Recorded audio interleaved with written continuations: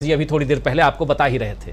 इस बीच हमारे साथ जुड़ गए हैं वरिष्ठ पत्रकार हमारे साथी प्रशांत टंडन जी। प्रशांत जी आपका स्वागत करता हूं। सीधे आपके पास आना चाहता हूं। प्रशांत जी, किस रूप में देखा जाए राहुल गांधी की सजा बरकरार, इसके क्या मायने निकाले जाएं? इससे राहुल गांधी कांग्रेस को फायदा या नुकसान? कर्नाटक का चुनाव सामने है, अगर सजा बरकरार है तो इसका क्या असर कर्नाटक के चुनाव पर? क्योंकि आज बीजेपी ये कह रही थी कि ये slap on the Gandhi family है, ये गांधी परिवार के ऊपर तमाचा है, कोर्ट का तमाचा है। और साथ साथ ये फिर से आज पहली बार लगभग 7 दिन 8 दिन बाद फिर से बीजेपी के नेताओं के मुंह से ओबीसी शब्द निकला है। अभी तक जब से राहुल गांधी कोलार में जाकर ओबीसी शब्द कह के आए हैं, ओबीसी जिसकी जितनी संख्या उसको उतना हक, और आप जातिगत जनगणना कीजिए, ये बात कह के आए हैं। उसके बाद से बीजेपी की तरफ से ये बात नहीं हो रही थी, ओबीसी शब्द नहीं का इस्तेमाल नहीं हो रहा था, लेकिन आज संबित पात्रा ओबीसी का नाम ले रहे थे। क्या मायने निकाले जाएं इसके प्रशांत टंडन जी, खासकर इससे फायदा या नुकसान? देखिए, थप्पड़ तो इंसाफ को और लोकतंत्र को लगा है गुजरात से, और केवल राहुल गांधी की अपील निरस्त नहीं हुई है, वहां कुछ लोग बरी भी हुए हैं राजीव जी। और देश के बहुत सबसे भयानक हत्याकांडों में से एक, जिसमें कि आरोपी बरी हो गए, और वो व्यक्ति बरी हो गया राजीव जी जो कैमरे में अपनी कहानी बता चुका है, बाबू बजरंगी नाम का आदमी, कि वो कितना नृशंस तरीके से और कितने राक्षसी तरीके से उसने लोगों को मारा था वहां पे। वो तो यूट्यूब में और सब जगह पे उसके वीडियो अवेलेबल है। तो वो व्यक्ति बरी हो गया और राहुल गांधी को की सजा बरकरार रखी गई।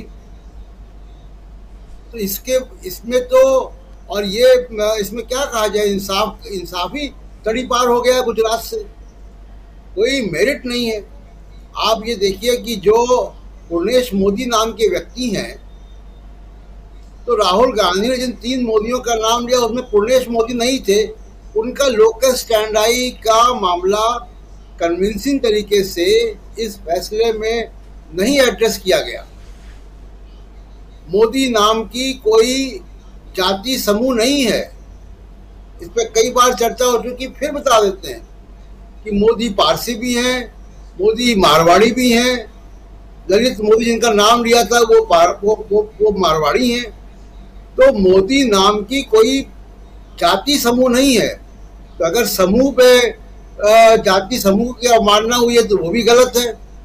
और दूसरे की पूर्णेश मोदी की कौन सी अवमानना हो गई?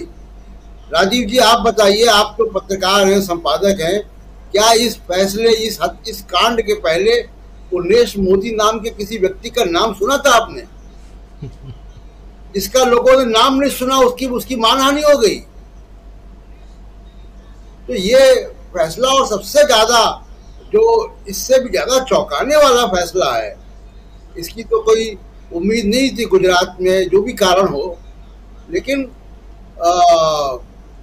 गुजरात मैसेकर के लोग बरी हो गए।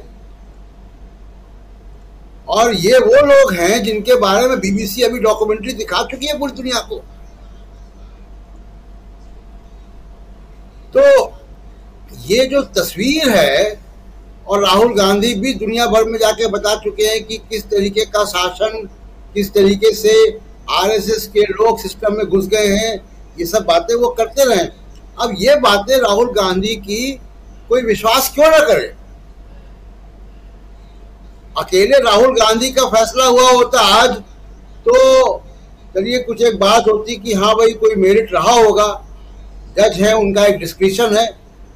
लेकिन वहीं पे दूसरी अदालत एक ये भी फैसला कर रही है।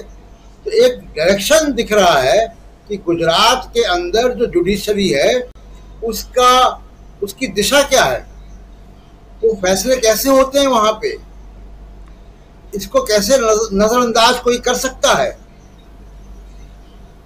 अगली कोर्ट में जब अप्लाई हो पहली, तो उसको देखना चाहिए।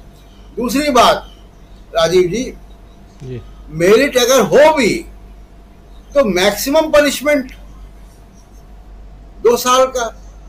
मेरे ख्याल से राहुल गांधी पहले आरोपी होंगे अब मारना के जिनको उसका मैक्सिमम पनिशमेंट मिला है।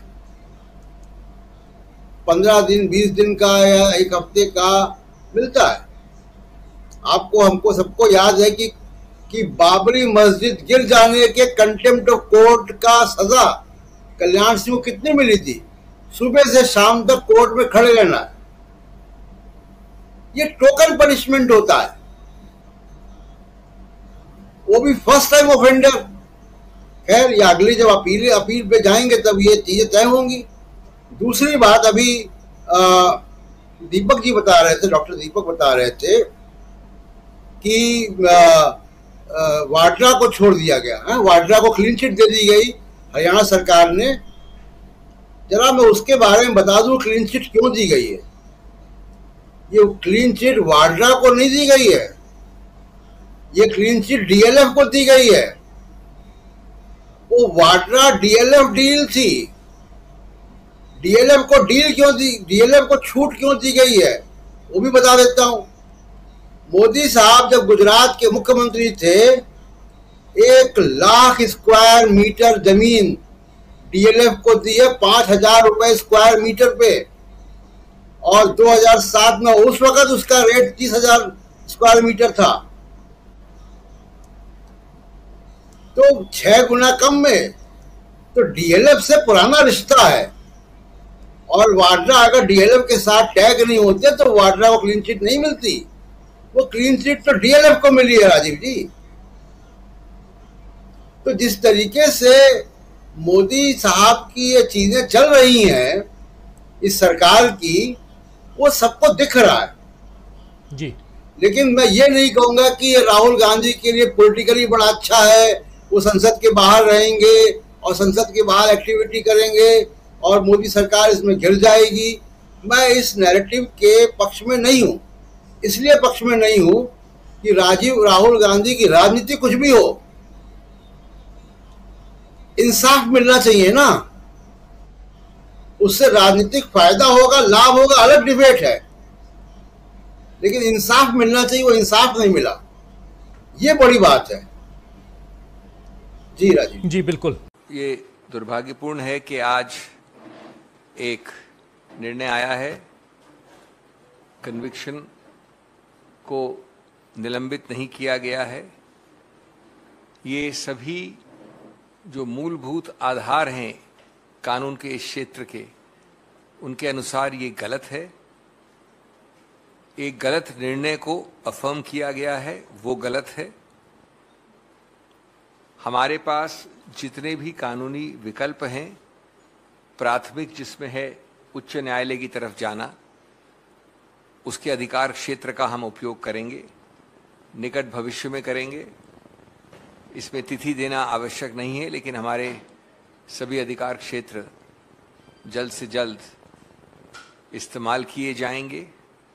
आप जानते हैं कि हमारे जो संवैधानिक न्यायालय हैं, जो उच्च न्यायालय भी आता है, जिसमें उच्चतम न्यायालय भी आता है, उनके पास व्यापक ऐसे पावर्स हैं जिनके अंतर्गत ये जो गलत कारणों से गलत कानूनी आधार पर 2 निर्णय आए हैं, उनको चुनौती दी जाएगी। और हमें आशा और विश्वास है कि जल्द से जल्द ये सही की जाएगी, गलती को ठीक किया जाएगा न्यायिक कानूनी रूप से। बिछ गई सियासी विसार, खेला जा रहा है सियासी खेल, जारी है वार पलटवार। शह और मात के खेल में बनाई जा रही है रणनीति, कौन पड़ेगा किस पर भारी, ये कभी भी सिर्फ हस्तक्षेप.com पर अमलेंदु उपाध्याय के साथ।